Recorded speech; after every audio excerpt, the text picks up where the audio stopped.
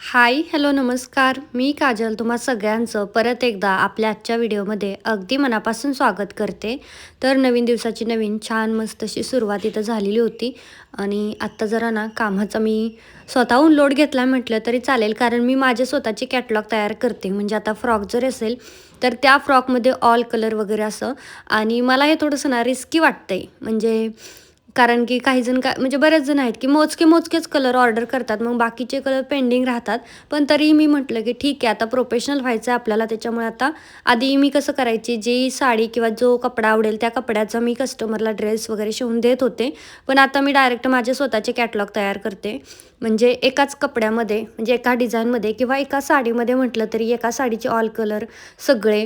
आता बरेच जण असे म्हणतात बरं का, पण माझ्या जे स्टोरूम आहे तर त्या स्टोरूममध्ये अगदी कटिंग केलेला, म्हणजे एखाद्या साड्या तर अशाच आहेत ना की त्याच्या साडीच्या अर्ध्या साड्या, तर समजा 1700-1800ची साडी असेल तर त्याचा अर्धा म्हणजे 900 रुपयाचा ड्रेस शिवून मी अर्धी माझं नुकसान करून घेऊन साड्या अशा पडलेल्या आहेत. आणि हे खरं तर रिस्क असते, बरेच मी रिस्क घेते, पण बऱ्याच जणांना नाही समजत. एवढं माझ्याकडे आता सध्या स्टोरूममध्ये कपडा आहे ना, सगळ्या साड्या इतक्या उरलेल्या आहेत. पण आता मी ठरवते की नाही, आता प्रोफेशनल जायचं, कारण खूप छान रिस्पॉन्स येतो कोणत्याही गोष्टीला, कोणतीही वस्तू मी जी दाखवते ती. आणि बघूयात म्हटलं ह्यालासुद्धा कसा येतोय. आणि म्हणूनच आता मी करायचं ठरवलं आहे आणि 2-3 माझे झालेले सुद्धा आहेत. म्हणजे 2-3 वेगवेगळ्या प्रकारचे ड्रेसेस, डिझाईन हे सगळं झालेलं आहे. तर आता ना ह्याच्यानंतर मी इथं सगळ्या ऑर्डर वगैरे लिहून घेतल्या आणि आता मला करायचं होता पिको फॉल. तर ह्या ज्या साड्या आहेत ना, जशा ऑनलाईनमध्ये सगळ्यांना आवडल्या ना, तशा ऑफलाईनमध्येही सगळ्यांना आवडल्या. म्हणजे माझ्या आजूबाजूचे जे आहेत ना, मी शक्यतो कोणाला म्हणजे एवढं सांगत नाही, कारण इकडे सगळे गुजराती आहेत. पण 1-2 मराठी आहेत ना, तर त्यांना माहीत होतं किंवा त्यांनी माझं स्टेटस वगैरे बघितलं असेल, तर त्यातल्यासुद्धा काही जणींनी ही वाली साडी घेतली होती महाशिवरात्रीची. महाशिवरात्रीसाठी नव्हती घेतली, त्यांनी मला वाटतं असंच कुठे दर्शनाला जाण्यासाठी असं ह्या ह्या टाईपमध्ये घेतली होती. ब्लाऊजही त्यांनी मला शिवायला सांगितला होता आणि सोबत आधी आम्ही ब्लाऊज शिवून दिला, म्हटलं कसा बसतोय बघा त्याच्यानंतर. तर मग आता त्याच्यानंतर ही साडी मी त्यांची पिको फॉल करून घेत होते. आणि ठेवून कोणतीही गोष्ट खराब होते ह्याच्यावरती आज माझा पूर्ण म्हणजे विश्वास झालेला आहे. कारण माझं जी ह्या मशीनची जी बॉबिन भरायची छोटी ट्यूब आहे, किंवा ट्यूब म्हणा किंवा पाईप आहे छोटीशी समोर, तर ती हाफ तुटली आहे. म्हणजे एकाच पाईपचे 2 तुकडे झालेत. एक तुकडा गायब आहे, एकच आहे तिथं, आणि त्याच्यात आता बॉबिन भरता येत नाही. दुसरी गोष्ट, याच्या पाठीमागे जे धागा अडकवायला जे अजून एक कांडीसारखी येतं, ते सुद्धा तुटलं. हे सगळं कशानं झालं आहे सांगते. ह्याला कवर तर मी मशीनला लावतेच, पण ह्याच्यावरती साडी ठेव, ह्याच्यावरती ड्रेस ठेव, ह्याच्यावरती पार्सल ठेव, ह्याचं वजन घे. आणि हे सगळं वजन न पेलल्यामुळे ह्याचे तुकडे झाले होते आणि ते मी आत्ता बघितले, आज ज्यावेळेस मी पिको करायला घेतला त्यावेळेस. पण माझी मोठी मशीन असल्यामुळे आता मोठ्या मशीनला माझ्या तिन्ही मशीनच्या बॉबिन त्या मशीनला आपण भरू शकतो. त्याचा एक फायदा झाला. पण आता पाठीमागची जी ट्यूब आहे तर त्याचं काय करायचं याचा मला प्रश्न पडला आहे. कारण तिथं धागा नाही अटकवला तर धागा खाली येणार नाही. आता सध्यापुरतं मी कसं तरी धाग्यानं ॲडजस्ट केलं होतं बांधून वगैरे. पण मला माहीत होतं की अजून थोडा पण जास्त वेळ टिकणार नव्हतं. म्हणूनच आता मी एवढीच एक साडी, म्हणजे त्यांच्या 2 होत्या, तर त्या 2 साड्याच पिको फॉल करायच्या आणि ह्या मशीनला पॅक करून आता कपाटात ठेवून द्यायचं असं चालवलं आहे. कारण जेव्हा लागेल ना तेव्हाच काढायचे. आणि दुसरी गोष्ट, मला आता हिला दुरुस्तीला नेणं गरजेचंच आहे. तर आता मी या मशीनला खरं सांगायचं तर कधी खर्च नाही केला, पण यावेळेस मला खर्च करावा लागला. कारण आता असं झालं आहे की ते घर छोटं पडायला लागले आणि कपडे, साड्या हे सगळ्यांचं मटेरियल जास्त व्हायला लागले. त्याच्यामुळे ठेवायचं कुठं हा खूप मोठा प्रश्न आहे. म्हणून आता ह्या मशीनला मी काढणार आहे. ज्यावेळेस पिको करायचं असेल त्यावेळेस फक्त तिला कपाटातून बाहेर काढायची आणि घ्यायची. अशा प्रकारचं आता मी याचं सेटिंग लावलं आहे. तुम्ही सुद्धा ना थोडं लक्ष द्या. नाहीतर आपण काय करतो, आपल्या दुसऱ्याच गोष्टीकडे लक्ष राहतं, या गोष्टीकडे लक्ष लागत नाही. आणि ज्यावेळेस आपल्याला गरज असते, जेव्हा आता मला आता पिको करायचं होता म्हणून मी मशीन काढली आणि बघितलं तरी असा काहीतरी प्रॉब्लेम झालेला होता. तर असा नको व्हायला. बऱ्याच जणांना असं वाटतं की ही मशीन खूप जास्त म्हणजे कामाची नाही वगैरे. तर तुम्ही घरगुती करत असाल, प्रोफेशनल करत असाल, तरी ही मशीन तुमच्याकडे असायलाच पाहिजे. पिको फॉल होतो, सोबत एम्ब्रॉयडरी डिझाईन करू शकतो, त्याचबरोबर हुक लूप लावू शकतो. बऱ्याचशा गोष्टी आपण या मशीनवरती करू शकतो. आता छोट्या असल्यामुळे स्पीड कमी आहे, पण सुरुवातीला ज्यावेळेस आपण ही मशीन चालवतो त्यावेळेस आपल्याला असं वाटतं की खूप जास्त फास्ट पळते वगैरे. पण ज्यानंतर आपलं स्पीड वाढतं आणि आपल्याला असं वाटतं की आपल्या मशीनचं स्पीड कमी झालं आहे. तर मशीनचं स्पीड आहे तसंच असतं, फक्त ते आपल्याला कमी वाटायला लागतं कारण आपलं स्पीड वाढलेलं असतं. त्याच्यामुळे. तर इथे बघा आज प्रॉब्लेम होत होता माझ्याकडून, सारखंच ते धागा अटकत होता.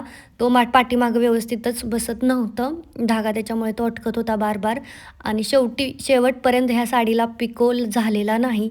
मी शेवटी त्यांना म्हटलं मी इथं टीप मारून तुम्हाला देते, आणि मग मी टीप मारून त्यांना दिला. असं झालं. दुसऱ्या आता फॉल तरी लावणं गरजेचं होतं ह्याच्यावरती. म्हणलं फॉल तरी लागतोय का, ॲडजस्ट होतोय का बघूया.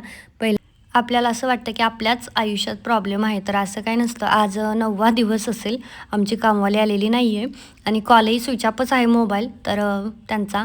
तर कधी-कधी काय होतं ना, स्वतःहून तर एवढ्या दिवस ते सुट्टी टाकणार नाही, काहीतरी इश्यू झाला असेल हे आम्हाला समजलं. पण आज सकाळी त्यांचा मला कॉल आला आहे 9व्या दिवशी. तर मग त्यांनी सांगितलं झालेली स्टोरी, की कसं त्यांच्यात भांडण झालं. मग त्यांची आई आली, मग त्यांना कसं माहेरी घेऊन गेली हे सगळं त्यांनी सांगितलं. आणि मला फोनवरती बोलल्यावरती विश्वास वाटत नव्हता. मला असं वाटत होतं कुठेतरी फिरायला गेल्या असतील आणि मग त्याच्यामुळे असं खोटं नाटक काहीतरी सांगतायत. पण असं काही नव्हतं. ज्यावेळेस त्या आल्या दुपारी कामावरती, तेव्हाच त्यांच्या चेहऱ्याकडे बघूनच ह्या सगळ्या गोष्टी समजून गेल्या. तर आपल्याला असं वाटतं की फक्त नाही येतच नाही, नाटक करतात वगैरे, तर असं नसतं. मला असं वाटते समोरच्याला सुद्धा आपण समजून घेणं लय गरजेचं असतं. म्हणून मग आता आम्हाला 8-9 दिवस स्वतःच काम करावं लागलं सगळं, आणि खूप लेट होत होता. अगदी 12 वाजत होते भांडी धुवायला रात्रीचे. एवढा लेट व्हायचा आणि आजही तितकाच लेट झालेला होता. पण ऑप्शन नव्हता. भांडी पडलेली होती, भांडी वगैरे सगळी धुवून घेतली, किचन आवरून घेतलं. तर आता सध्या मी किचनसाठी ना अर्बन वाईपचं ते किचन क्लीनर वापरते. तर हेही मला कोलॅबरेशनला आलं होतं, पण झालं असं की मला वेळही भेटला नाही कोलॅब करायला, व्हिडिओ शूट करायला. त्यांनी ओरडून थकून गेले की व्हिडिओ टाका, व्हिडिओ टाका. पण माझ्याच्याने काही त्यांना व्हिडिओ देणं झालंच नाही शेवटपर्यंत. आणि आता मी म्हटलं जाऊ दे, घरातच यूज करून टाकूया आपण. तसे हे सगळे लिक्विड जे आहेत ना खूप कामाचे राहतात. जसं आपण साबणाने घासतो त्यापेक्षा ना हे बरं आहे. थोडंसं स्प्रे करा, नुसतं वाईप केलं म्हणजे पुसून जरी घेतलं ना तरी ठीक होऊन जातं. आणि आत्ता आली स्किन केअरची रुटीन, आणि हे करणं खूप गरजेचं आहे. माझा तुम्ही चेहरा जर बघितला असेल ना आत्ता, तर माझे डोळे इतके ब्लॅक झाले, त्याच्यासोबत अशा आतमध्ये पण गेलेले आहेत.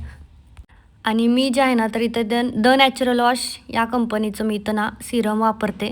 आता कंटिन्यू वापरणार आहे, कारण माझा चेहरा खूप खराब झाला होता. गावाकडे टॅन पण इतकाच झाला आहे. आता टॅनिंग निघेपर्यंत ना महिना जातोच, काहीही म्हणा. लगेच तर निघत नाही. आणि त्यात मी अशी की मला सारखं बार जाऊन तोंड धुवायचं आवडत नाही. एकदा सकाळी अंघोळ केली की संध्याकाळीच फ्रेश व्हायचं. त्याच्यानंतर मग रात्री झोपतानाच असं माझं असतं. कारण कामातून आपल्याला एकतर भेटतही नाही वेळ, आणि वेळ असला तरी कधी-कधी असं वाटतं अरे थोडासा वेळ भेटला तर थोडा आराम करावा, तर असं वाटतं, त्यामुळे मी सोडून देते. पण सिरम लावल्यामुळे ना खरंच चेहऱ्यामध्ये ना खूप फरक येतो. आणि तुम्हीसुद्धा नसेल करत ना, तर नक्कीच करा स्किन केअर. कारण माझा चेहरा बघा किती डल झाला होता. आता थोडा यायला लागला आहे रुटीनवरती, पण अजून एवढा नाही, जास्त कमीच आहे. त्याच्यानंतर ना हे वालं जे आहेत ना आय पॅचेस, तर हे आता मी लावून घेते. ह्याने सुद्धा खूप रिलॅक्स वाटतं. लावता तर येत नाही, कारण आपल्याला सवय नसते असल्या गोष्टीची, आणि मेकअपची तर नसतीच. पण अशा छोट्या गोष्टी थोड्या आपल्याला केल्या पाहिजेत असं मला वाटते. खूप फरक पडतो. ज्यांचं थोडंसं एज व्हायला लागलं आहे, किंवा आता 35-40, त्यांनी तर हे वापरलंच पाहिजे. कारण जे सुरकुत्या वगैरे येतात ना, तर ते डोळ्याखालची स्किन ना टाईट होते, आणि म्हणजे चांगलंच आहे आय पॅचेस. हायड्रेट पण ठेवतं आपल्याला खूप. मी तर रात्रभर ठेवून देते. कधी-कधी तशीच झोपून जाते, माझ्या लक्षातच राहत नाही काढायचं. तसं तरी 2 तास ठेवावं लागतं. पण कंटिन्यू करा. वाटलंच तर मी व्हिडिओच्या डिस्क्रिप्शनमध्ये लिंक टाकण्याचा प्रयत्न करेन. छान वाटतं मला, मी रेग्युलरच यूज करते. पण कधी-कधी मीही तुमच्यासारखंच असं आलाय कंटाळा आणि आता झोपते, राहू दे आता कधी करू, तर असा विचार करते. मग माझं एकान दिवस पूर्ण स्किप होऊन जातं सगळंच. अगदी चेहरासुद्धा धुवायचं माझ्याच्याने होत नाही. असं वाटतं चला यार थोडंसं झोपूया, आराम करूया, असं वाटतं. इतकी जास्त थकून जायला होतं. पण ठीक आहे, या छोट्या गोष्टींना आपल्या रुटीनमध्ये आपण कंटिन्यू केल्या पाहिजेत बरं का. तर चला आजचा छोटासा व्हिडिओ इथंच थांबवते. कसा वाटला कमेंटमध्ये सांगा. आवडला असेल तर लाईक करा, शेअर करा, आणि अजूनही आपल्या चॅनलला सबस्क्राईब नसेल केलं तर सबस्क्राईब नक्की करा. भेटूयात पुढच्या व्हिडिओमध्ये. Bye bye.